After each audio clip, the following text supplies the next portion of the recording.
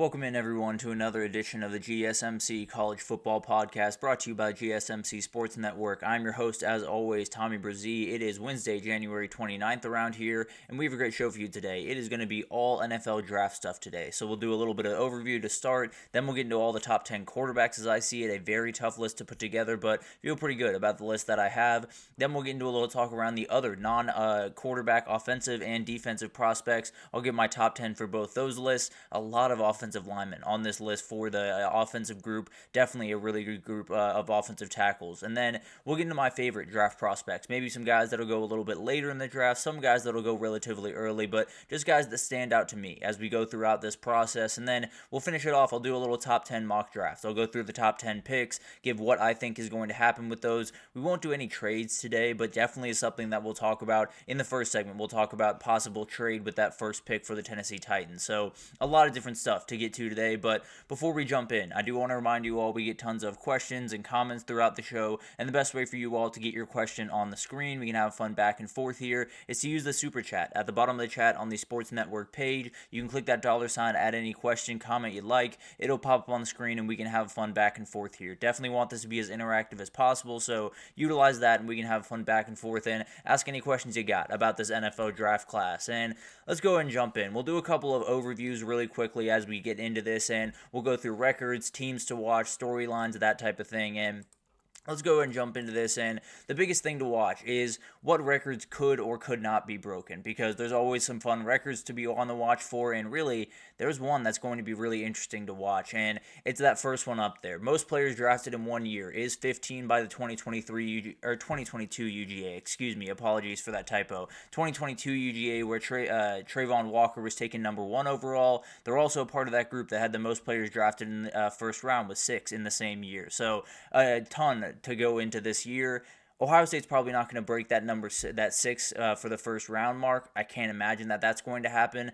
The 15 players total is a very interesting one to watch. Ohio State has so many guys that are going to get drafted in this class, and I think when you look at it, it's pretty close to that number, that 15 number. Now, there are a couple of guys that'll have to make their way in for this to happen, but that's definitely one to watch and one Ohio State could definitely push for this time around. The 5 national title winners having a streak of the most draft picks in a row, it's going to be 6. I can almost promise you that Ohio State will have the most draft picks this year. That was probably going to be the case even if they didn't win the national title, if I'm being totally honest. So a lot of different things going into this, but overall, it feels like a record could be broken. They could possibly get to 16 guys drafted from this Ohio State group, and it would be quite the moment. In terms of the first round, I don't think anyone's touching that number this year. A lot of spread out guys, and I just can't imagine Ohio State or anyone else is going to be able to sneak 6 guys into the first round. So those are the records that you're going to want to watch for.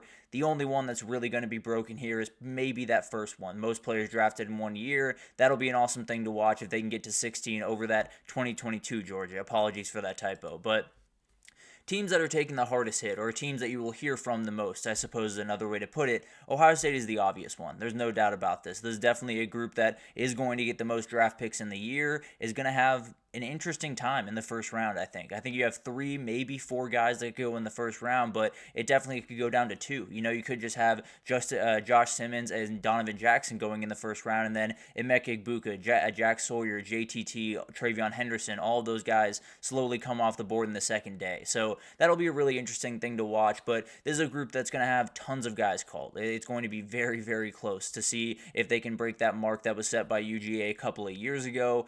It's going to be awesome to watch all these guys come off the board, because all of them could have come off the board last year. All of them could have come off the board roughly around where they're going to go this year. Last year, and they decided to come back. They got their national title. Now they get to ride off in the sunset, and we're going to hear the name Ohio State quite a few times during draft day. Then you got Texas. This one was hit very, very hard. You obviously lose Quinn Ewers as your starting quarterback, Matthew Golden, Isaiah Bond, Gunnar Helm, Jaden Blue as kind of your skill players around that offense, and then 4 starters on the offensive line. You also lose Jahdae Barron, Vernon Broughton, Alfred Collins, Andrew Makuba, and a couple more guys on the defensive side of the ball. So Texas got hit pretty hard, and a lot of those guys are going to get drafted. I think this is going to be your second team in that, how many players drafted realm, and I think they'll get over that Texas record of 11 that they set last year. So I do think they're going to get a ton of guys. I think they'll probably get at least 3 first-rounders between Jahdae Barron, Cam Williams, Kelvin Banks, Matthew Golden, those type of guys.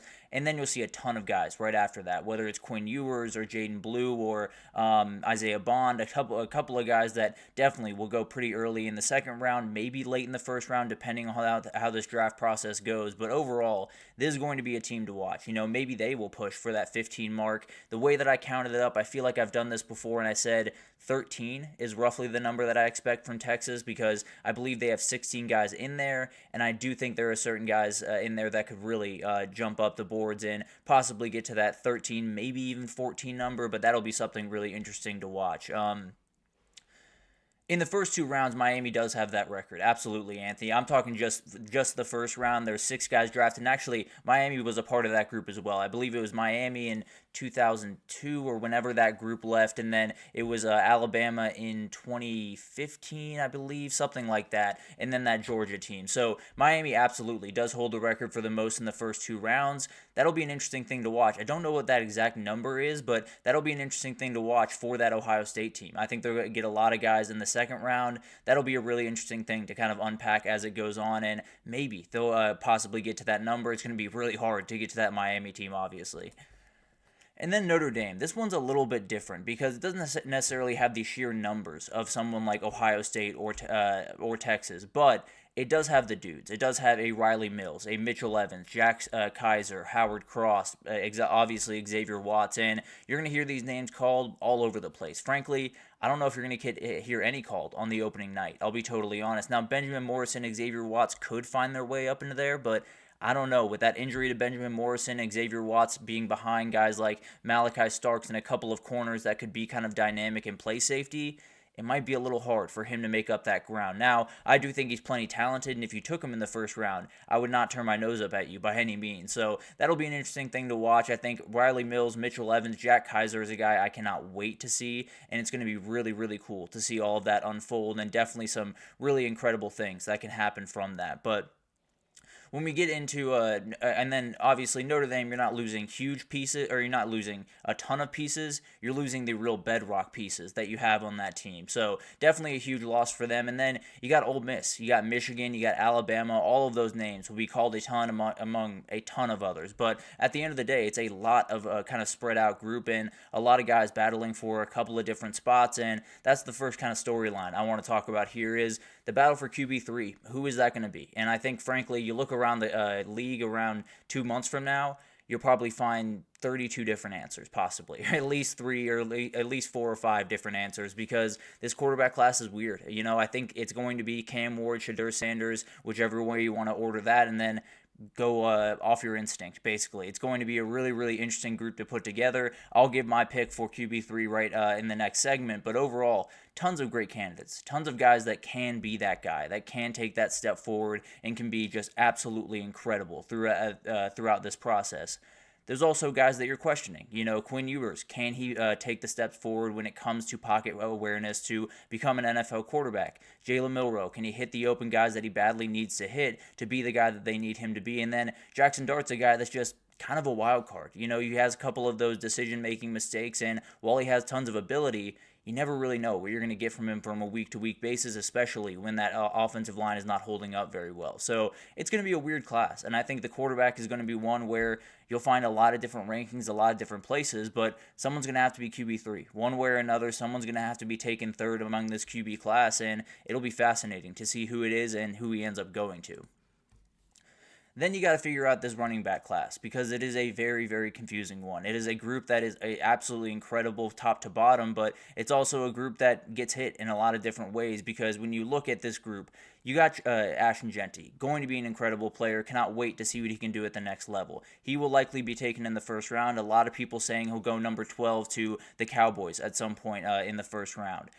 I totally agree with that. I think that totally makes sense. Now, the other side of that is this is a very deep running back class. This is a running back class where you could get a guy like Caleb Johnson in the third or fourth round, and then you're looking up and saying, do I really want to spend my pick in the first round on a running back? Is Ashton Genty that much better than the guys right behind him? That's definitely a conversation that will be had around every single draft room around the country, and people will have different answers to that. It'll be really interesting to see what happens there. And you have guys like Omarion Hampton, Caleb Johnson, Travion Henderson, Quinshon Judkins, Ollie Gordon, Cam Scadaboo. It's going to be a lot of guys, and it's going to be really interesting to see how people kind of approach that. Is it all out on Ashton Genty in the first round, or is it taking your time just a little bit more and making sure you're in the right headspace before you move forward with that pick? Because I think it's a battle back and forth, frankly.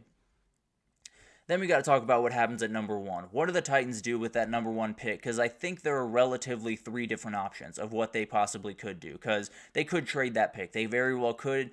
And I think the Raiders would be a team to watch there because it sounds like they have their eyes set on Shedeur Sanders. But at the end of the day, let's say they keep that pick. Let's say and Alfred Collins is a fantastic pick for someone that I think could be shooting up the boards here pretty soon because the athletic ability is just ridiculous, if I'm being totally honest. So we can definitely talk about him possibly tomorrow. I'll give a couple more guys to get into in depth, and that's definitely one I'd like to get into. But for the first pick, I think let's just say they're not going to trade that pick. Let's just say they're going to make that pick. And there's 2 different ways it can go from there. So you have a quarterback or a quote-unquote generational talent. This is something that their GM said. He said they would not pass over on a generational talent. As far as I'm concerned, we got 2 generational talents in this group with Travis Hunter and Abdul Carter. So the question then becomes, you got 2 different questions within this. Do they want Cam Ward? Do they want Shedeur Sanders or someone else in the quarterback class? Or which generational player do you want? Abdul Carter or do you want Travis Hunter? I think it's going to be really interesting to watch. There's a lot of different questions that have to be answered. If I was the Titans GM, I think I'd be looking for trade offers, if I'm being totally honest. But again, in my top 10, I will not be doing any trades, so that's something to keep in mind. But if I was them, I'd probably call Las Vegas and see what they were willing to give up to get that number 1 pick, because I think they're really desperate to get that thing rolling, and I think Pete Carroll badly wants his quarterback for next year. So that's going to be something really interesting to watch. I tend to believe that they're going to trade it. We will not do trades in my mock draft, so I'll give the pick as I see it right now. So definitely some things to watch there. I think they got 3 different options, and I don't think any of them are all that bad, if I'm being totally honest. And then you kind of have this tier 2 players, or the middle group, as I like to call it, because Abdul Carter is my answer as well, Anthony, if I'm being honest. But the reality is this class is just not as strong as normal classes, at least at the top level. That being said, when you're, I believe I saw Daniel Jeremiah was the person that put this out, where he said picks 20 through about 60 are going to be roughly the same player, or roughly the same skill level, roughly the same ability, and he's absolutely right. You talk about a guy like Alfred Collins, he's probably not going until later in the second round, middle of the second round. You could make the argument that he's roughly as good as a couple of defensive tackles or a couple of the other defenders that are going to go late in the first round. So I think there's an ability to say, maybe we'll sit on a pick. Maybe Matthew Golden is someone sitting there at number 26 for the Steelers, let's just say. And they say, let's just sit for a second. There's going to be another really talented wide receiver down the road. Maybe there's an edge rusher. Maybe there's someone that steps out that's a little bit higher caliber in their position. So it's going to be really interesting to see how teams kind of navigate that. And if you're a team that wants to trade back, if you can find multiple picks in the 20 to 60 or 70 realm, you might as well take it and run with it, because you're going to get 2 very, very quality guys that up top you might not get maybe the elite talent, but you're going to get 2 guys that could very well start for you right away. So it's going to be a really fun draft. I absolutely love this group. I think it's a group that is really hard to get a beat on, mainly because the quarterbacks are not going to dominate this class. Now, they will dominate a lot of the conversation because it is Shedeur Sanders and because it is Cam Ward, but at the end of the day, the running back class is going to be huge to watch. The quarterback 3 battle is going to be awesome, but overall, it's just all of the guys. I feel like the spread between these positions is as good as I've ever seen it. Now, there are definitely some positions that are a lot weaker than they have been in the past when you talk about quarterback. Even wide receiver, when you get past that top group, is not necessarily elite by any means, but I do think it's a really fun class, and it's going to force a lot of these GMs to figure out some different ways to go about this, figure out some different ways to look at these players and make sure you're getting the right guy and not passing over on someone that's going to be special, because a lot of these guys look special and a lot of these guys look questionable in a lot of different ways. So it's going to be awesome. And frankly, I think the teams that win out in this draft are just the teams that evaluate talent the best, because it's a lot of talent and it's very, very hard to evaluate these guys as of right now. But let's take our first break here. And when we come back, let's talk about the top 10 quarterbacks in this NFL draft. I gave my rankings and feel pretty good about them. I definitely have some differences from all the people that are, NFL draft quote-unquote experts, if you will. I definitely have some differences from them, but I'll break it down right after this, so stick with us. I feel like I'm losing my mind. Is everybody in the world blind? Please, Lord, give me a sign, a sign. I feel like I'm losing my mind. Is everybody in the world blind? Please, Lord, give me a sign, a sign. I wanna be the greatest. Everybody on the fake shit. I look around and feel like everybody is the fakest. I make this every day and I'm impatient, hoping one day I blow up from the basement. Statement, the top is so vacant. I don't hear shit that I think is amazing. Waiting for my day when I'm playing sold out shows for 1,000 faces. Hey, give me that crown. Get in my way and to be put down. It ain't your place, all this my town. If I want that shit, then I'll get it right now. I'm losing it, the noose it fits. I'm losing shit, a stupid myth. You choose to live or choose to dip. You choose to fight or lose your grip and lose a gift. I feel like I'm losing my mind. Is everybody in the world blind? Please, Lord, give me a sign, a sign. I feel like I'm losing my mind. Is everybody in the world blind? Alrighty, welcome back everyone. We just got into a little bit of an overview of what the NFL draft will hold for us over the next couple of months, and Anthony had a good question here. What pass rusher fits at number 13 right across from Chop Robinson down there in Miami? The two names that came to my mind right when you said that were Mykel Williams, if he is still on the board, which will be a question if he's still on the board there at 13, but if he is, I would absolutely take him there. And then I do think Shedeur Stewart is a guy that you might be taking a little bit earlier than he would go for other teams, but I think he's a very talented guy that you put him across from Chop Robinson, it could be a terrifying duo that makes life nightmares for all offenses across the league. But I've also seen them possibly go offensive tackle, like a Kelvin Banks is still on the board or a Josh Simmons is still on the board. Maybe they'll take them there just to give him a left tackle for the next 5 or 6 years. So definitely some different options for Miami, but edge rusher or offensive tackle, I feel like, are the two choices that they'll be kind of weighing over the next couple of months. But let's get into these quarterbacks, because it's a hard group to put together, because it's just not the strongest quarterback class that you've ever seen by any means. There's definitely some guys on here that I really like and I think can become great players. There's no one on here that I think is a slam dunk. There's no one on here that I think are going to be absolute game changers from start to finish. I don't think there's guys that are going to burst onto the scene and tear people to pieces. Frankly, I'd be a little bit surprised if the Rookie of the Year was a quarterback next year. I think there's too many talented guys at running back and wide receiver for them to break through. And that being said, I do think there are talented guys, and I think there are guys that could develop into really long-term vets at the next level. So let's go ahead and kick it off here in.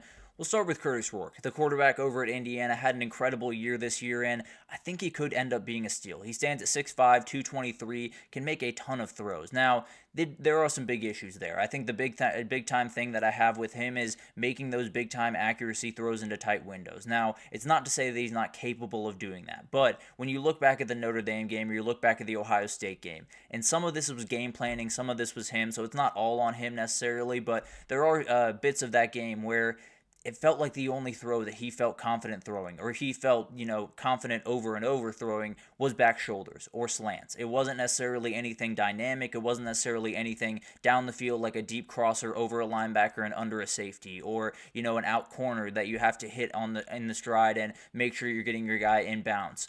Those are just aren't throws that really jump off the page for Curtis Rourke. Now, I think he has all the ability in the world, and I also think he has stuff in between the ears that not everyone in this class has. So I do think he has an ability to really fly up these boards, and I think in those interviews for the NFL draft, he's going to wow people. I think he has a great head on his shoulders, and he's dealt with a lot of different stuff. I think he's going to be a guy that gets drafted in. We'll see what happens from there. I'd be a little bit surprised if he developed into a full NFL starter in the future, but it would not surprise me at all if he ended up being a 10-year NFL veteran just because he was a very solid backup that came in and played really solid football for you when you needed it. So that'll be a really interesting guy to watch. Don't necessarily have the highest of hopes for him at the next level, but definitely a guy that I think, given the right situation, could do some really great things. Kyle McCord is the guy that I'm watching the most, if I'm being totally honest, because I don't think he's going to crack up into the QB3 or QB4 talk. I do think he could be relatively close to the next group. Now, I put him a little bit lower here because I am worried about some of the different things with him, including how does he deal with pressure. He's not necessarily the most athletic guy in the world, and he's definitely a guy that can get a little bit out of his game a little bit early in one. And when you look back at that Pitt game earlier this year, he was all over the place, and it happened very early on, and he just couldn't find his feet again. That is a big-time issue. And if you have those blow-up games in the NFL, you don't just, move on to the next week, brush yourself off. You get benched, and you get moved on from. So it's one of those things that he's got to learn from that. He's got to be able to dial back some of the energy. The swagger that he plays with is a great thing for him. You also got to dial it back at different times and make sure your confidence isn't getting the best of you. So very talented quarterback. I think he could develop into a really good player, but I tend to believe the blow-up games would just be a little bit too much for him at the next level. Riley Leonard is the guy that a lot of people have fallen in love with over the last little bit, and I'm kind of a part of that group. Now, I've a little bit more tempered expectations because of the passing ability. I don't know if he has that NFL arm talent. I don't know if he can make those NFL throws, as it were, that a lot of people talk about. That being said, the athleticism gives a huge leg up and a great starting point to build from in this league. And you look around the league, you have a lot of guys that walk in as not polished passers, as not complete players that have that athletic ability, and it gets them far enough. It gets them to a place where they can develop that passing ability. Now, I don't want to make this comparison because I don't necessarily think he's going to be this type of player, but it's kind of like a Josh Allen type situation. Josh Allen coming out of the draft was a very inaccurate, very questionable quarterback, but had tons of physical tools. He had tons of things that you really like. Now, the arm talent is a little bit different for Riley Leonard than it was for Josh Allen, but he is a guy that is going to have that athleticism, have that physicality that you can build from at least for a couple of years, and then we'll see what happens. I don't think he's going to be a starter right away. I'd be a little bit surprised if he broke through early on in his career, but he's definitely a guy that, given the right situation and given him taking the right steps forward, maybe kind of bursts onto the scene in his second year and becomes one of the better quarterbacks in this class. Then we have Jalen Milroe. I'm not buying the same thing that everyone else is with Jalen Milroe. I really like his athleticism. It is as good as just about any single player you will find in the entire draft class, not just the quarterbacks. This is one of the most athletic players in college football. He will now be one of the most athletic players in the NFL, period, end of story. That being said, it's an Anthony Richardson problem. I really like Anthony Richardson. I think the ability is out of this world, and I think he can be a very good quarterback. It's just going to take too long. It's just going to take too long for him to find his way when it comes to accuracy, when it comes to preparation, when it comes to all the different things that are a problem for him. No doubt about that. There's definitely things that you look at him and you say, man, this is a really fun college quarterback, but at the next level, DCs are going to eat him alive. That's the reality of his situation right now. But all that being said, the athletic ability is insane. The athletic ability gives you a certain moniker where teams are going to be willing to take that risk on you, and I would be willing to take that risk on him because I think the kid is absolutely incredible. I think he's going to tear apart NFL interviews as well because I think he has the best head on his shoulders as maybe anyone in this entire draft class, and I think he's a guy that really is more than willing to learn and more than willing to get better. But at the end of the day, I'd be a little bit surprised if he became a long-term quarterback at this level. And as Anthony said, I don't necessarily think he's an outright running back at the next level. I do think if you wanted to use him as kind of a Taysom Hill type guy, wouldn't be the worst idea in the world. Bring him in on Wildcat and just let him do what he does. That being said, I do think he can develop into a guy that, given the right situation, in the right place with the right guys, and a little bit more development in that pass game, maybe he can make that stride. But as of right now, he looks like another Anthony Richardson to me, and that's something that we've seen before.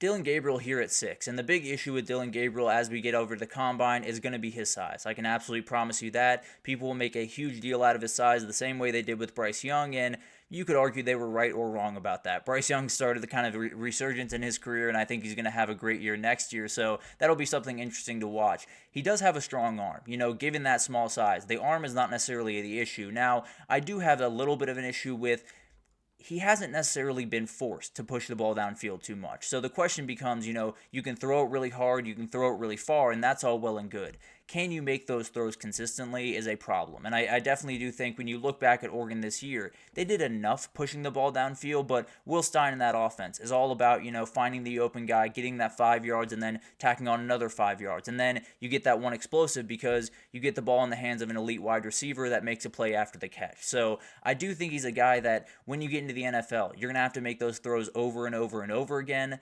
I'm not sure if he's going to be able to do that. I don't expect him to be a long-term NFL starter. I fully expect him to be a long-term NFL player. I think he's a very, very smart player, and I think he's a guy that if you needed him to come in for a spot start here and there, could play some really good football for you. So I think he's a guy that will definitely stick around in the NFL, but I do think the size mixed with some of the quote-unquote NFL throws that would have to be made will probably hold him back from being a long-term starter. I got Quinn Ewers here at 5, and this is one that probably the most polarizing quarterback in the entire group, at least on the field, because I could see him being QB3 for some teams and then QB10 for other teams, if I'm being totally honest. I think the big issue with him is going to be the footwork and the pocket presence. No two ways about that, and you look beyond that, I don't want to say there's no other issues with him because there definitely are other issues, but let's say he figures out the footwork. Let's say he spends the next 3 months just building out his base, doing a ton of squats, making sure he has a much more stable base going into the next level. A lot of the stuff that we get mad about him for are going to go away. The floating of balls. That's not going to be there anymore because a lot of the power is going to be coming from his lower half, not just from his arm. And I think a lot of the pocket mobility stuff is going to get a little bit better because he's going to have a stronger base to work from. And he's not going to fall into sacks. He's not going to, have to be able to get out of one guy and then immediately when another guy pops up, he's down. So I do think there's an ability where if you fix that one problem, if you build out a stronger base over these next 2 months as you get over to the draft, I think he can shock some people. And I think, say he goes to the Rams or the Raiders or the 49ers, I think those could be situations where he could very well thrive. And I think the arm talent is very, very good. Now, the arm strength leaves a little bit to be desired. But again, I really think it all starts with that base. If he can find a way to get a little bit stronger in his legs, feel a little bit more coming from his legs in his throwing motion, I think he could be a very dangerous player that shoots up the boards. But definitely a guy to watch. I think another guy that will do incredible in those interviews, and someone will fall in love with this kid. I think he could go first round, late or early second round, if I'm being honest. Will Howard here at 4, and he would have been behind a couple of these guys before the CFP. He is now in front of them because he did things that I didn't think he was capable of doing. I'll be totally honest with you. He made a ton of throws that I would not have pegged Will Howard to make. So he's one of those guys that it felt like the entire year was being held back just a little bit, from what he can be and what he was capable of being, and then they just let him loose. In the CFP, they let him be what he can be, and it's a special thing to watch. The athletic ability is going to be huge, and I think the bigger part of it is his mentality is going to be huge. Every NFL scout saw what they saw. They saw a guy walk into one of the most talented, one of the most veteran groups in the country and take over and become a leader of that team. That is not an easy thing to do, and definitely something that NFL GMs have clocked over the last little bit. So cannot wait to see what this kid can do. I am rooting for this kid to the nth degree because he's had a weird college career that probably wasn't appreciated enough at Kansas State or by Kansas State during his time, but I do think he's a guy that can make some really good plays. And as Anthony put it, fringe starter, great backup, definitely a area I could see Will Howard kind of falling into. Maybe, he gets that fringe starter role and then maybe he starts rolling, who knows. But a very talented kid, and regardless of if he's your fringe starter or he's a great backup, I think a great piece to add to any franchise out there. Jackson Dart is my number 3 quarterback. He is my QB3 as of right now. The athletic ability mixed with the arm strength is just too much to pass up on. Now, I do have some issues. I do think when you face a defensive line that is going to get after him, that is going to, force him to make some tough decisions and throw on the run and do all those different things, he likes to get a little creative. He likes to do some things that are a little bit out of the playbook, a little bit out of the ordinary, and it creates problems. There's no doubt about that. But I will say, in terms of all of these quarterbacks outside of these top 2 that we'll talk about here in a second, I think he has the best ability. I think he has the best ability to become an NFL starting quarterback. I think he has tons of work still left to do, and I think when you get him in that room, if he has 1 or 2 years to sit behind, I'm trying to pull a name out of my hat right now that would be gone after 2 years, and I can't quite do it. But a veteran quarterback that could be finding his way out of that team in a couple of years, maybe a Seahawks situation where you have Geno Smith for another year or two, then you move on to Jackson Dart. It could be a very interesting situation for him, no doubt about that. But the top two, I'm going to put Shedeur Sanders at 2. Shedeur Sanders is my number 2 guy in this class. The ability is incredible. The accuracy is absolutely awesome. The worry is the same thing I had with Caleb Williams last year. And the reason that I had him kind of a 1A, 1B with Jaden Daniels going into last year was you're playing outside the offense a lot. And you're doing things that in the NFL just don't work. Running around and going back and forth across the field and then making a big-time throw doesn't work at the NFL level. And it especially doesn't work when you don't have the athletic ability of a Patrick Mahomes or of a Caleb Williams. He has a ton of athletic ability. It's not necessarily to take anything away of what Shedeur Sanders can do, but he's a little bit more of that prototypical pocket passer that those two guys weren't. So he can make stuff happen. And I frankly think he can become a very, very good quarterback at the next level. I think the tools are out of this world. I really just do think if you can keep him inside an offense, if you can make sure that he is making the right read, checking the ball down, not taking too much, not going for too much, you're going to have a quarterback that can be a guy for a very long time. That is a big if, as far as I'm concerned. So that's going to be a really interesting thing to watch. I think he has all the ability in the world. I do worry about some of those superhero plays that he likes to make that just won't happen at the NFL level.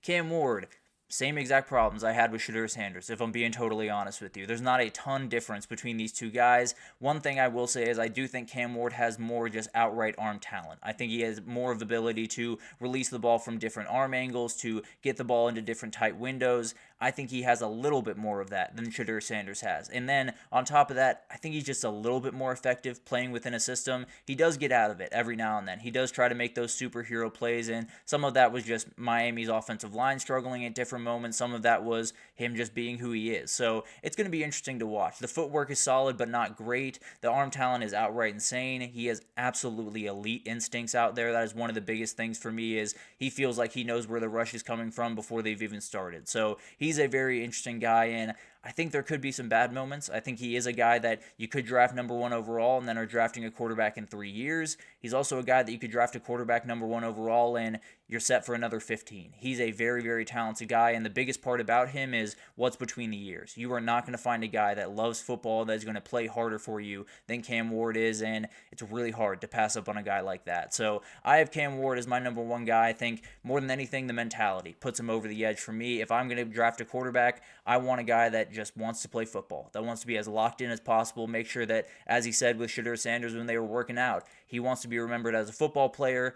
I love that. I definitely would gravitate towards that guy, and he is my top quarterback in this class. But it's a very funny class that could have, maybe Kyle McCord becomes the best quarterback in this class. Maybe Riley Leonard becomes the best quarterback in this class, because it's all over the place. If I'm being totally honest, at the end of the day, it might just come down to who can make the right plays and who can keep their wits about them when they're out there on the NFL field. But let's take our second break here, and when we come back, let's talk about my top 10 offensive non-quarterback prospects and then my top 10 defensive non-quarterback prospects in the draft right after this. So stick with us. Looking for your daily fix of sports talk without having to pay for it? GSMC Sports Network is available on YouTube. Just search GSMC Sports Network. Get your fix of daily sports talk shows on YouTube, absolutely free. NFL, college football, NBA, MLB, MMA, UFC, fantasy football, and so much more. GSMC Sports Network has shows running all day long, with new sports shows starting every 2 hours. Just like on your favorite cable sports channel, except GSMC Sports Network is absolutely free. Just search GSMC Sports Network on YouTube to catch one of your new favorite shows, like the GSMC College Football Podcast, Chip Shot Football Podcast, Hoops and Heels Women's Sports Podcast, GSMC Basketball Podcast, and so many more. Check it out for yourself. GSMC Sports Network, now available on YouTube absolutely free. Search GSMC Sports Network on YouTube right now. Alrighty, welcome back, everyone. We just talked about my top 10 quarterbacks in this class. Definitely a tough list to put together, but Those top two guys in Shedeur Sanders and Cam Ward are setting the pace, and then rank them however you want. As far as I'm concerned, they are all over the place and definitely a tough group to put together. But let's get into the other guys. Let's get into the offensive non-quarterback, obviously, prospects, and then defensive prospects. As I see it, the top 10 guys on either side of the ball, and it's a really fun group on both sides of the ball as far as I'm concerned. Definitely some different guys in all of this, but you look at the offensive side, and it's a whole lot of offensive linemen on here. And we'll start with Travis Hunter. I did put him on the offensive side of things. It's a toss-up as far as I'm concerned. The way that I see it right now, I think he could end up being an all-time corner and then play 15 or 20 snaps at wide receiver. I think it could be the other way around depending on the team that he goes to. So it's definitely up in the air. I put him on the offensive side of the ball just because I felt like that was a little bit cleaner, but definitely is someone that would probably be on the defensive side as well, frankly. So definitely a very talented kid, and I think everyone, as we're getting closer to this draft and getting closer to the season, obviously, I think they're going to see that you just can't keep this kid off the field. You can try to make sure that he doesn't, injure himself, doesn't go crazy, but he's playing both ways. You got to make sure that you get him a couple of snaps at wide receiver every single game because he can totally change your offense in an absolute second. So that'll be an interesting thing to watch, how he's utilized and everything, but he is the best prospect. In terms of offense, maybe be the best prospect overall, but that's something we can talk about here in a second.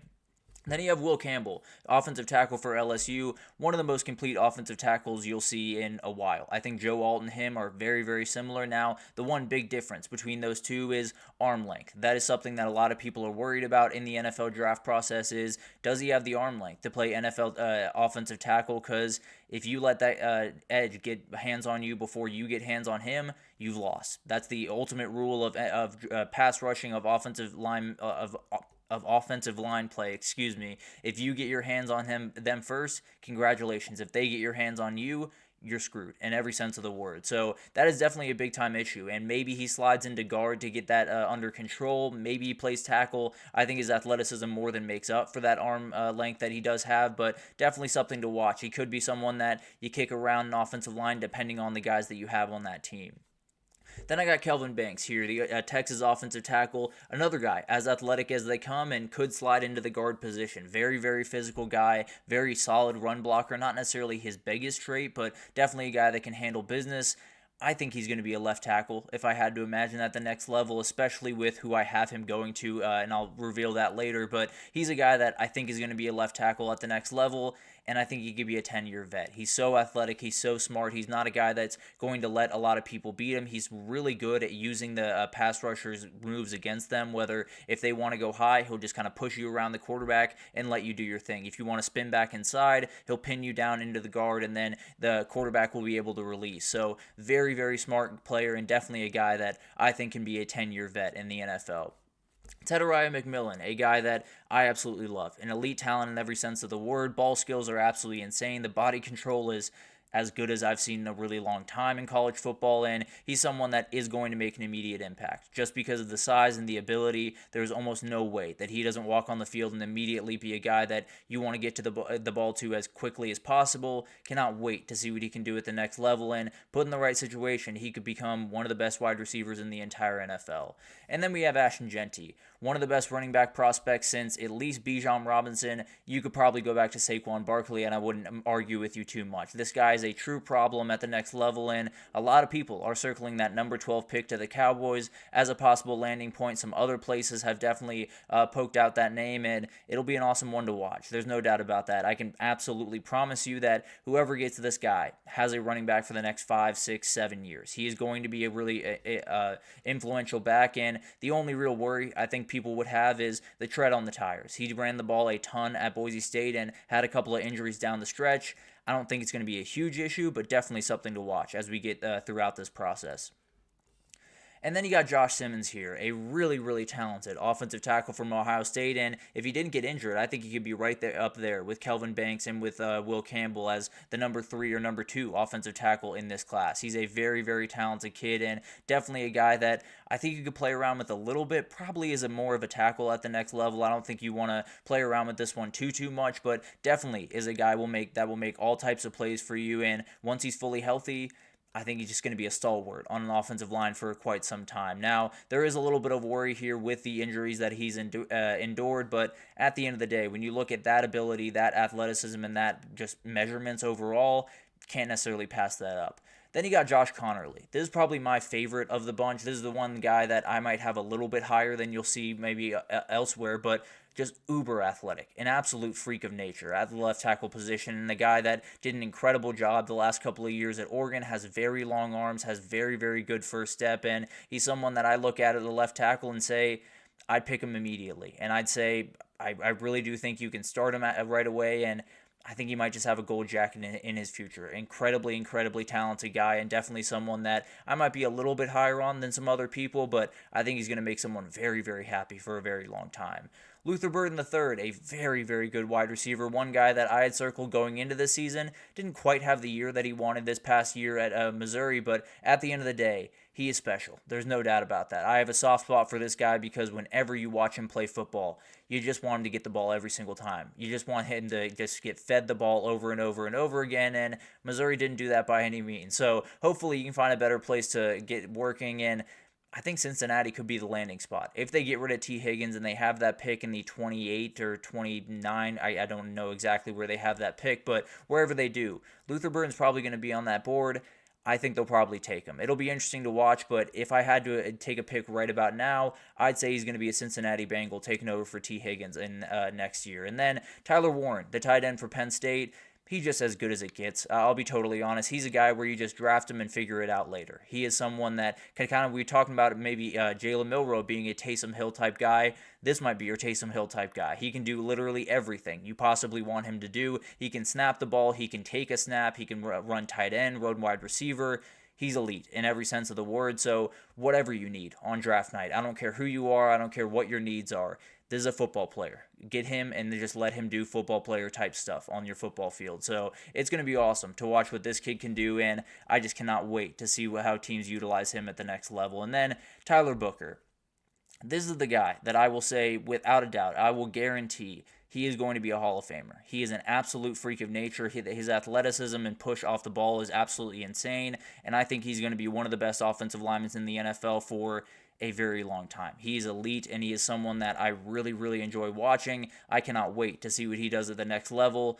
I think it ends in a gold jacket as far as I'm concerned. So those are the offensive guys, a lot of offensive linemen in that group, and it'll be awesome to see how they come off the board. But defensively, it starts with Abdul Carter. The kid's an absolute freak. He, in my opinion, is the single best player in this draft. If I had to draft number one overall and I had absolutely no needs, that's the guy that I would draft. He's an absolute freak of nature, and I think he's going to win multiple Defensive Players of the Year. He could very well win Defensive Rookie of the Year. I think he's going to be a Hall of Famer, to be totally honest. I think he's an absolute freak, and whoever gets him, if it's the Titans, if it's the Patriots, if it's someone else, you're going to have a really fun time with this kid. He's going to be an absolute star and totally tear apart the NFL for a very long time. Then you got Will Johnson. Will Johnson, to me, is the best cornerback prospect we've had since Pat Surtain. And you've known what happens with Pat Surtain. He is the best cornerback in the entire NFL. The guy's 6 foot, 175, 180-ish. The elite speed is something definitely to worry about. Not necessarily that straight line speed that a lot of the other corners will have, but the physicality at the point of attack, the ability to play boundary corner against some bigger, more physical wide receivers. He's downright elite, and he's so good in coverage. He's a guy that can be a true lockdown player from the jump, and frankly, if he falls anywhere below 13 or 14 or 15, just take him. Just take him, even if you don't need a corner right that second. Just take that kid, and he is going to make big-time plays for you on the defensive side of the ball. Then you got Mason Graham, his teammate over there at Michigan at defensive tackle. I'll use this as my Hall of Fame guarantee player. This is a guy that I think can do incredible things at the next level. I don't necessarily want to compare him to the elite talents out there, but it feels like a person that could really be a stalwart for a team the same way a Grady Jarrett was for the Falcons or has been for the Falcons, or I don't want to go crazy, but maybe an Aaron Donald for the Rams. He's a remarkably talented kid, can rush the passer, is an elite in run defense, and I think he's going to be a problem at the next level. I think he's going to be one of those names that we look back on a year from now and everyone's saying, how is he not the first overall pick? But then you have Mykel Williams, the Georgia defensive end. elite in every sense of the word. I think he's someone that you could build your defense around because very strong pass rusher, but the reality is him against the run is special. He has such long arms, he has such an ability to make sure that guys stay inside and get back to the swarm of people trying to tackle him. He is such a smart player, and it's shown throughout his time at Georgia. He could be kind of a Cam Jordan type player for whatever team he gets to at the next level, because he is going to be very, very long, very aggressive, and play everything you possibly want him to play. Jalen Walker, the other guy from Georgia, this is just pure traits, and he has plenty of tape to back it up. Not necessarily saying he doesn't, but the traits are just ridiculous. The speed is out of this world. All of the insane pass rushing ability is incredible. The ability to cover running backs and tight ends out of the backfield is unlike any other linebacker in the country. The way that I look at it is he could be a real threat for Defensive Rookie of the Year, and he's a guy kind of like Trayvon Walker a couple of years ago that it might take a little bit of time, but once he gets going, it's going to be terrifying for a lot of people out there. Princely Umanmielen. Let's get to the next one. Princely Umanmielen is the guy that I'm talking about here at number 6. Ole Miss defensive end. Just a freak. I'll be totally honest with you. He has ridiculous bend. That was the biggest thing that kind of stood out, was the ability to bend around an offensive tackle and get to the quarterback. And then he measured out this week at the Senior Bowl, and he's 6'4". I don't know how that's possible, if I'm being totally honest. I don't know how you get that low to the ground at 6'4", but that's exactly what he does. He's a truly terrifying pass rusher and a guy that maybe needs a couple of, polishes around the edges when it comes to pass rushing, but is elite in every sense of the word and will make big plays for you. Malachi Starks, here at number 7, the Georgia safety, really like what Malachi Starks can be in. I really think he brings a lot of what Kyle Hamilton brought to the table. Very smart, very rangy guy that is really good at the point of attack, but also he's going to make plays. He's going to make very special plays in coverage and make a number of picks for you that might just be highlight reel picks. Then I do have Jahdae Barron up here, maybe a little bit higher than you'll see in a couple other guys, but when I look at this guy, I think he can be your cornerback for a decade. Plays the game incredibly smart, can be a boundary corner, plays elite against the run, is so good at getting off blocks, and is one of those guys that you're not going to throw in his direction and have a lot of success. Now, obviously, it's going to get a little bit tougher, and coverage against NFL receivers might be a little bit much at times, but at the end of the day, he's going to be one of those guys that you just plug him into a position in your back end and you let him fly, because he can play safety, he can play nickel, he can play outside or inside corner. It's going to be awesome to watch what he can do. Nick Scourton is the guy that I really like. I think he's a little bit of a gamble at the next level just because of some of the non-polished parts of his game, but the ability is crazy. The measurables will be absolutely insane at the combine, and he's definitely a guy that can make tons of plays. Cannot wait to see what he can do at the next level, because I think it's a little bit of a boom or bust potential. I tend to believe it's a little bit more towards boom. And then Walter Nolan, a guy that I fall in love with, just a freakish athlete that is shooting up the boards right about now. I think he's going to end up being a first-round draft pick and maybe even top 15 by the end of this process. The dude has been absolutely incredible throughout the first parts of camp, and can't imagine it stopping anytime soon. But those are the guys that I have for my top 10 on either side of the ball. As far as I'm concerned, you can talk about a million things with this draft. It starts with those two guys. Abdul Carter and Travis Hunter are the two best players in this draft. They're the two best prospects, and cannot wait to see where they go in this draft. It's going to be awesome to see those two guys go to work, and frankly, I think you might as well just make the gold jackets now for those two guys. But it's going to be awesome to watch all of those guys unfold and see if I was absolutely wrong about one of these guys on here in a couple of months now. But at the end of the day, those are my top 10 offensive and defensive prospects. Let's move forward and just give my favorite prospects, some guys that I really like, whether it's I like the person or I love the player at the next level. There's definitely some guys on here that might be a little bit more off the beaten path that we haven't talked about yet. Want to get to those guys right after this, so stick with us.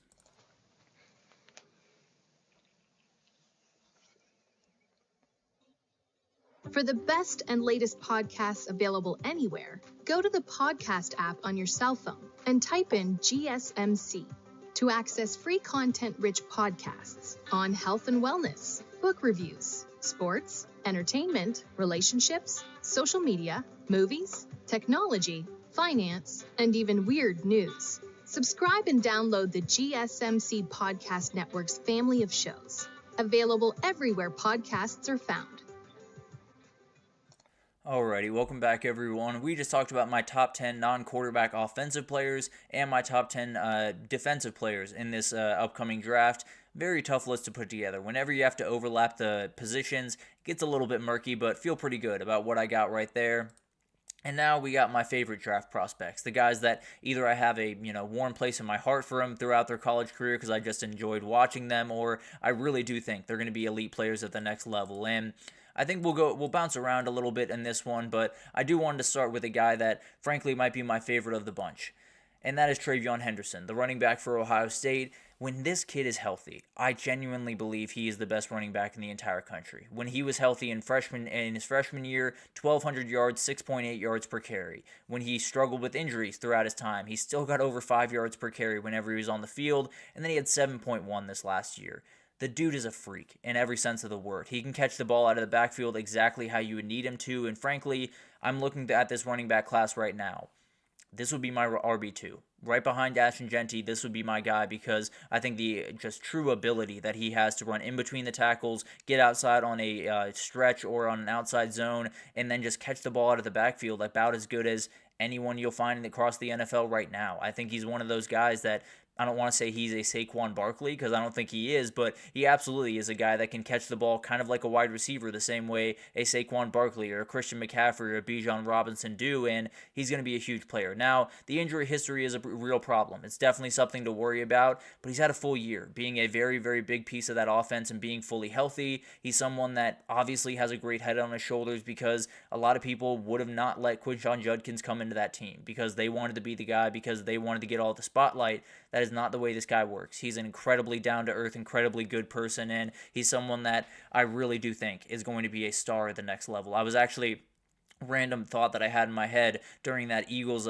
Commanders game this past weekend was, man, if you add TreVeyon Henderson to this Commanders offense, it could be downright special. So I don't know if that's where he's going to go, but I do think this is a guy that's going to be really special at the next level, and someone's going to have a running back for a very long time that's going to do some great things for them.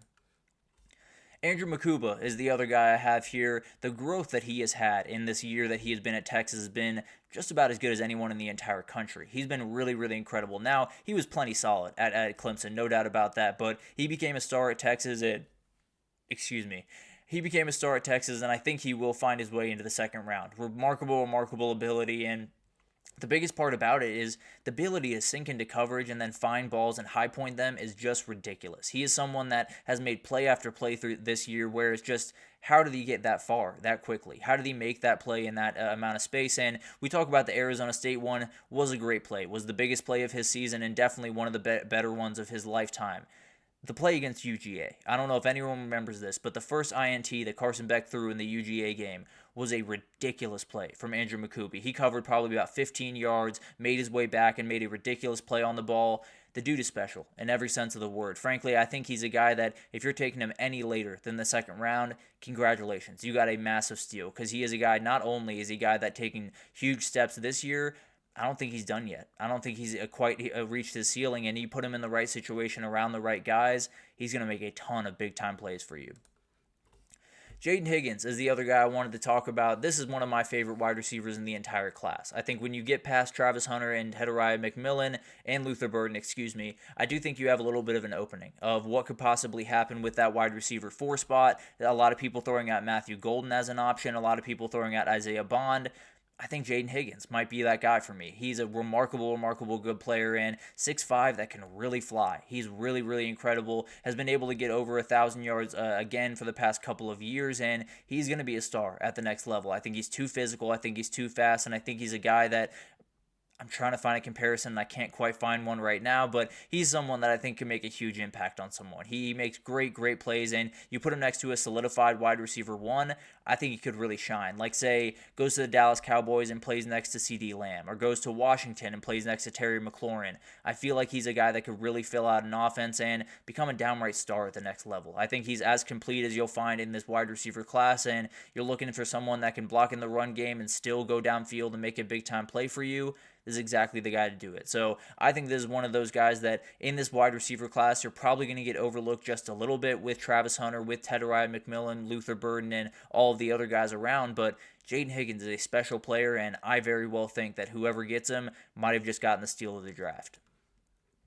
Kobe Bryant is the other guy I want to talk about, Kansas cornerback that has gotten a ton of praise throughout the Senior Bowl tryouts that are going on right now, and we'll break that down probably later in the week, maybe Friday, we'll do a quick breakdown of what's going on at the Senior Bowl and who's standing out and all that different type of stuff, but he is absolutely one of those guys. Now, he is a little bit undersized. Overall, as you look at a corner, not necessarily to the standards that you would love. That being said, the ball skills are just ridiculous. He's kind of like a wide receiver out there playing corner. He is more than happy to run the route for the wide receiver, make a big-time play on the ball, and he's someone that 4 INTs in the past 2 years, a forced fumble in both as well. He is a big-time player. Now, I think there is a little bit of a question of can he handle the physicality of those big-time NFL receivers. That will be something to watch, no doubt about it. But I do think he is a guy that can make some big-time plays for you and maybe be a pick leader on your team in a couple of years. Ricky White III, one of my favorite players in the entire country, now will become one of my favorite players in the NFL. There's no doubt about that. And he's a guy that I think he's going to be a long-term NFL player, not necessarily because I think the wide receiver position is going to work out perfectly, because he's going to be a great special teamer. There's almost no doubt in my mind that he is going to be a great special teamer. Had 3 punt blocks this year. He can return kicks. He can be a gunner. He can do whatever you want him to do. He is a downright special player, and he's a guy that he stuck at UNLV. He did all the things that they needed him to do. He's going to tear up these interviews when he comes to combine time. He's going to be a guy that he walks out of the room and they immediately say, we got to find a way to get him. We got to find a way to get that guy on our roster because he's just the guy you want. He plays with physicality, he plays smart, and he's definitely a guy that can do whatever you need him to do. So I think I really like him to just have a long career, even if it's not at wide receiver, but at wide receiver. He's plenty physical, he's really, really shifty, and he's absolutely a guy that can make big-time plays for you from that slot position. So not to say he won't be a great receiver at the next level, but the reality is, if he's not a great receiver, doesn't bury his career by any means. He just slides on over to special teams and probably becomes a multiple-time Pro Bowler at that position. Demetrius Knight Jr. This might have been my favorite guy that I've fallen in love with throughout this last couple of months because special in every sense of the word. And he's one of those guys that doesn't necessarily have the outright production that you'd love to see and has definitely some kinks to work out. There's no doubt about that. But standing at almost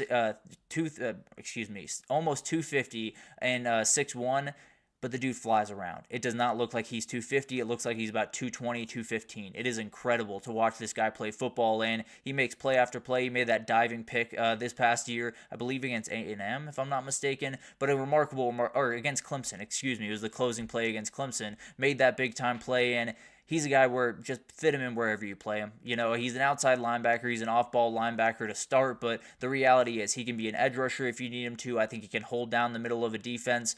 Every team needs a Demetrius Knight Jr., and if you can get your hands on him, congratulations. I think you got a guy for at least a decade on your team.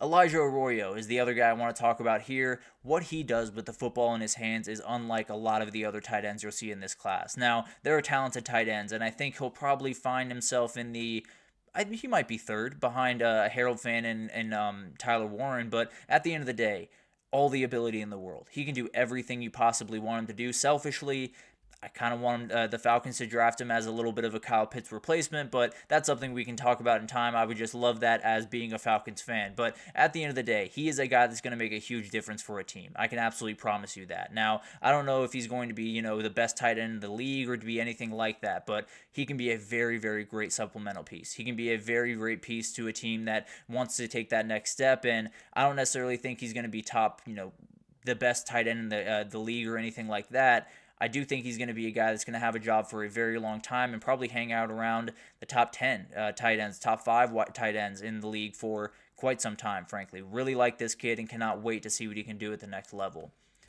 And then my very favorite of the bunch, Mike Green, the edge rusher from Marshall, has caught a lot of people's eyes throughout the Senior Bowl and really throughout the back end of the season as the NFL draft process really started. He stands at 6'3", 251 at the Senior Bowl, and he's been the belle of the ball so far. Everyone has loved this kid. The reviews coming out of it have been absolutely incredible, and I think he's going to be a top 15 pick. Wherever that goes, another one that if the Falcons want to pick this kid, I would not be upset by any means. So a really, really talented kid, and frankly, I think he's just going to be a star. I think when you look at the bend, you look at the physicality, you look at the arm strength and the measurables, it's just hard to deny what this kid can be at the next level. Now, there's always the worry of you played at Marshall, you got to take that big-time step up, but at the end of the day, I can't find an edge rusher in this group that I love quite as much as this kid. Now, there are some kids, Michael Williams and some of those, Abdul Carter, Abdul Carter's better than this kid. But at the end of the day, beyond those couple of guys, I think this is one of the best players in the entire draft, and I think he is going to be a name whenever it's called.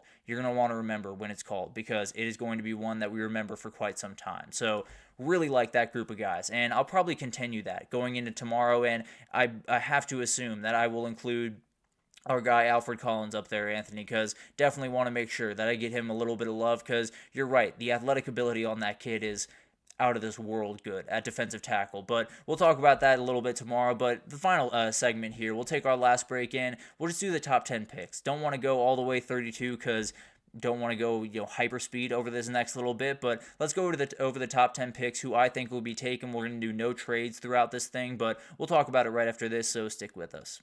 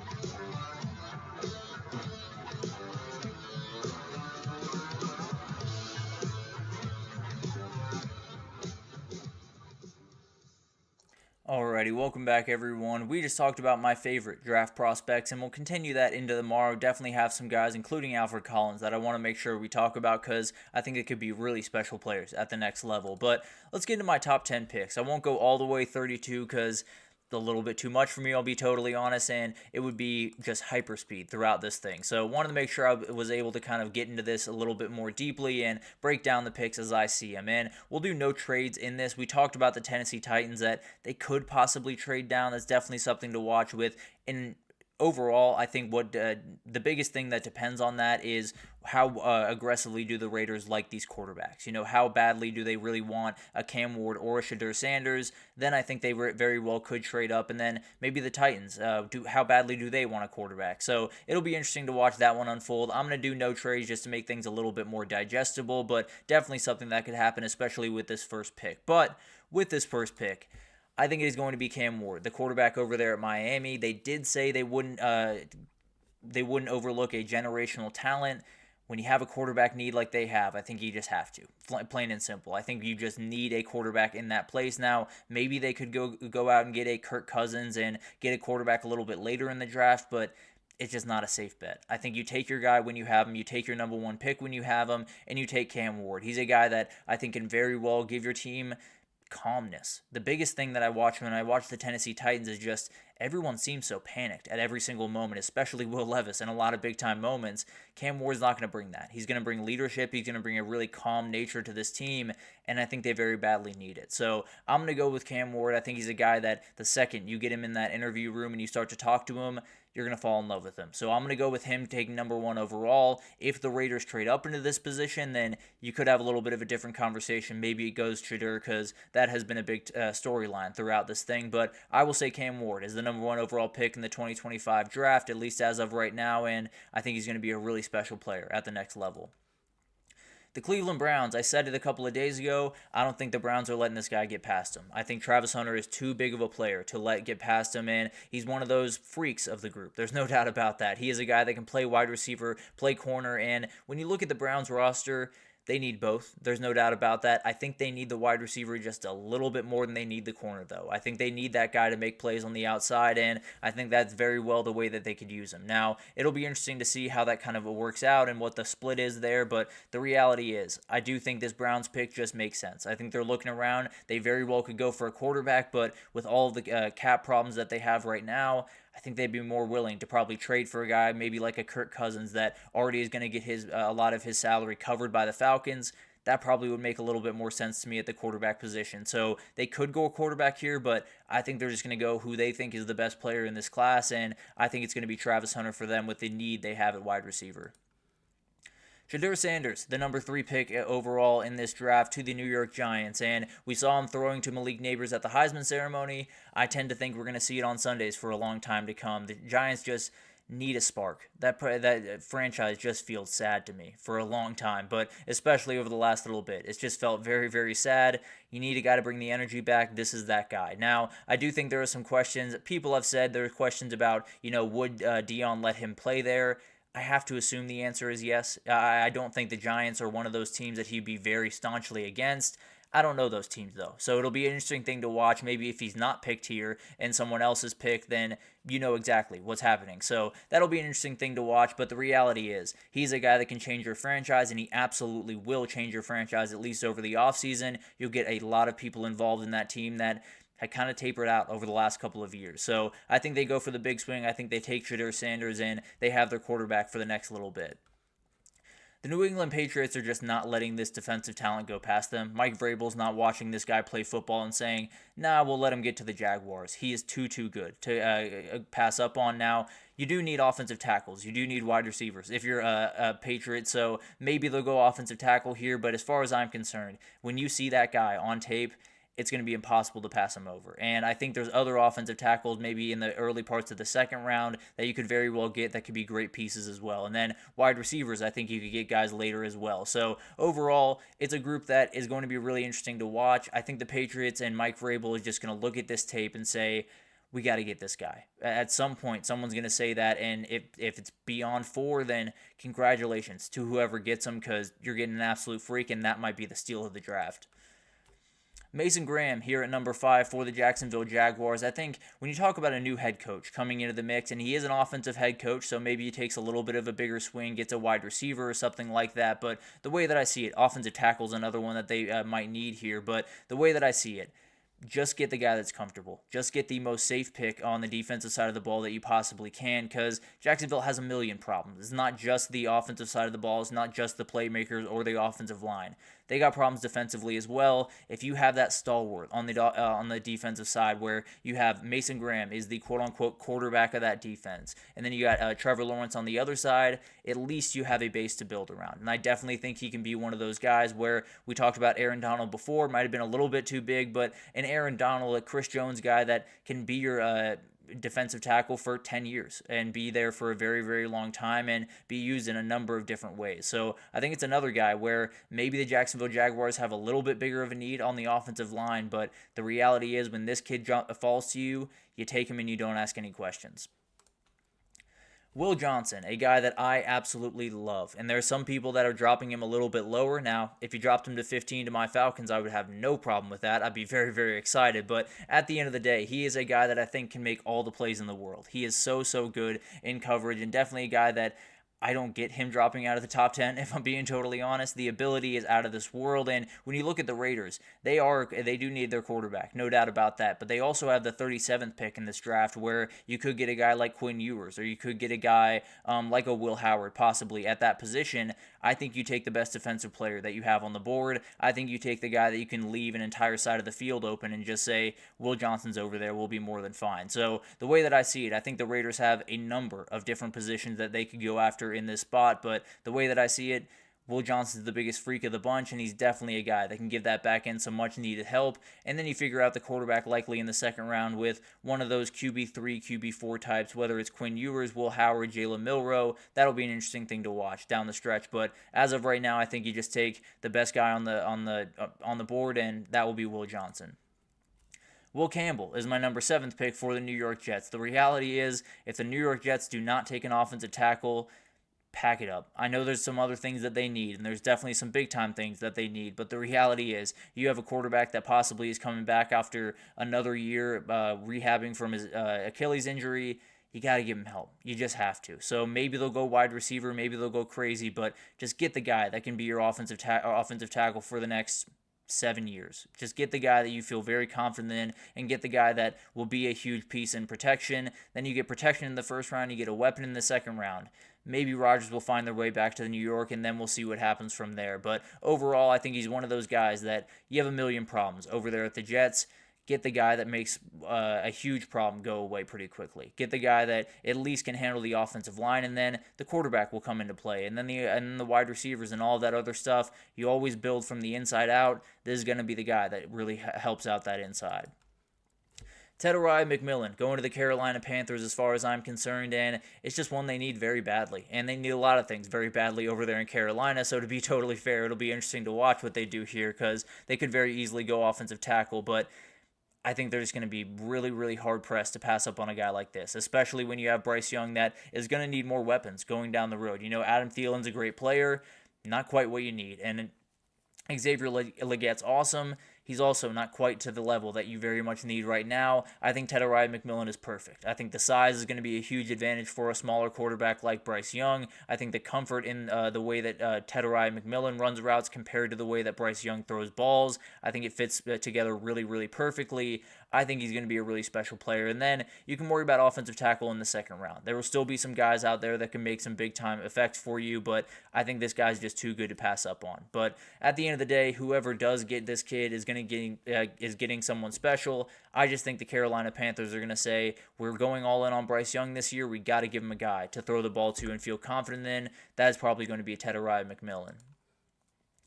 Then we got Mykel Williams. This is the guy I talked about him being a Cam Jordan type guy.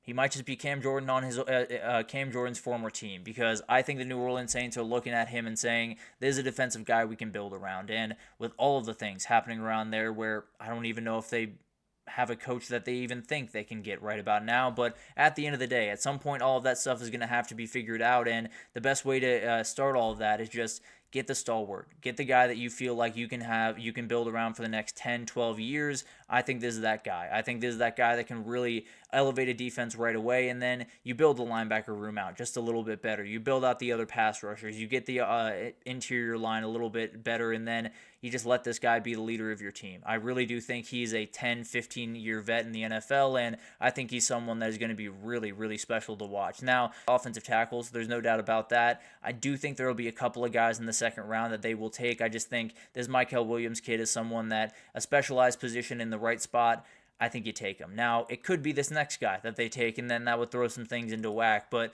for my number 10 pick, I'm going to go with Kelvin Banks Jr., the Texas offensive tackle. This is the guy they need. There's no two ways about that. They badly need help on the offensive line. If they pick anything else other than offensive line, they're losing their minds, plain and simple. So they got to figure that out, and it very well could be Josh Simmons, depending on how that goes. It very well could be a couple other guys, but having Darnell Wright on one side of the ball and then having Kelvin Banks on the other is going to be a special thing to watch. And let's say they feel good about the offensive tackles they have going into next year. I don't think they will, but let's just say they do feel good about it. You can slide him into guard, and he'll be an absolute beast as well. So I think he's a guy that's going to be a really, really long-time vet. I think he's someone that could be protecting Caleb Williams for his entire career. So he's a very, very talented kid. Definitely a guy that maybe has a couple of different things that he could get a little bit better on, but at the end of the day, as polished as you will find them, and absolutely someone that if you're the Bears and you're taking an offensive tackle, take him and just reap the rewards. He's going to be incredible and definitely is going to be a huge, huge piece to this team. So the NFL draft, it's always awesome. I always really enjoy the NFL draft time because you get to kind of blur the lines between college football and the NFL. You get to kind of feel a little bit smarter over some of the NFL people because they'll say things like Anthony Richardson's the best quarterback in the NFL. He's not, and we watched him at Florida, and we very much knew that. But at the end of the day, there are always some really fun things that come out of this. We'll continue to talk about this over the next couple of days before we get on out of here. We'll do a couple of different, more guys that I'm watching for, more of my favorites, and we'll include Alfred Collins in that as well. So a lot of different things still coming throughout the week, but that's about the NFL draft. For the time being, that's where we stand right now. It's going to change a lot. There's going to be a lot of things happening, including the Senior Bowl this weekend, that will shake up this a little bit, but definitely going to be a really fun thing to watch. But that'll do it for this edition of the GSMC College Football Podcast, brought to you by the GSMC Sports Network. Your support means a lot to us, so please remember to subscribe to the show, leave a positive review. It does make a huge difference. Also, follow us on Facebook, Twitter, TikTok, Instagram, all the social pages for all the content and updates you could possibly need. We got great people covering every single sport you could want. So anything in the world of sports you need, seed, come on over to GSMC and we have you totally covered. But thank you once again for listening. I'll be back tomorrow to talk about Michigan fighting back against the NCAA, what next head coach is going to be the first to win their national title, everything in between, right? Everything in between that on tomorrow's show at 9 a.m. Eastern, so I will see you then.